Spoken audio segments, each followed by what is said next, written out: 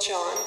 What we're seeing in the world are nations, corporations, organizations, individuals jockeying for the best position to be in. The convergence of all of these cycles happen in 2030. Everybody wants to get the best seat in the theater. And that's why you're seeing borders change, you're seeing economic systems change, you're seeing power structures change. In some circles, Will, this is a very common conversation, and I fully acknowledge that for other people who have never heard of this, it's not common. This sounds like some pretty weird stuff, you know? And I don't want to dwell necessarily on this because I want to talk a lot about the new discoveries of who we are, but those discoveries are happening within this context. The powers that be have identified what they call in 2030 the event, whatever that means. So they know that there is something happening. It doesn't mean it's on January 1st. I don't know what month or what date, but in that time frame. It's interesting to me as a scientist because there are cosmological cycles that converge right around that time. Our ancestors, indigenous ancestors, have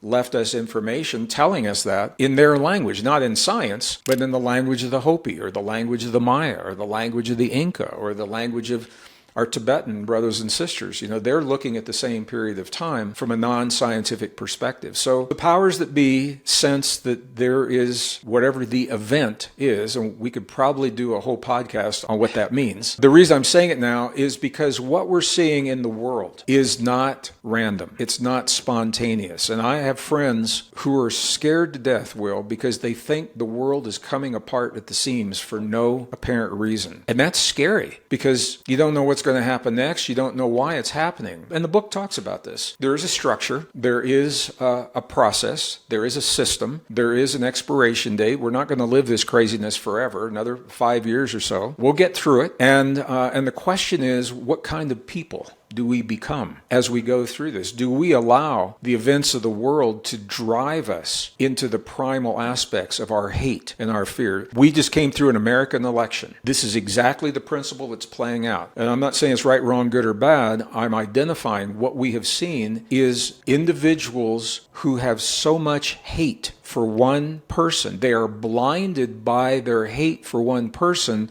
to the good and the beauty and the possibilities that are emerging around them in the world. Their tunnel vision on their hate for one person. So this is a very deeply spiritual battle. And when we allow the events of the world to make us into something that we would never choose to be in a million years, when we allow the events of the world to make us want revenge, to drive us to fear, and we live our lives in chronic fear and hate, then we have succumbed to those forces of evil because we have denied our divinity. Those are not expressions of human divinity. So we all have a choice. The purpose of the book is I love this world, I love my brothers and sisters, and I want us to be aware so that we can make healthy choices, whatever those are, rather than blindly living and reacting to things that make no sense at all. That's where we find our power. There's a saying that knowledge is power, and the lack of knowledge is lack of power. So the more that we know, again, not to fear, but to recognize that there is a process, and where do we choose to be in that process?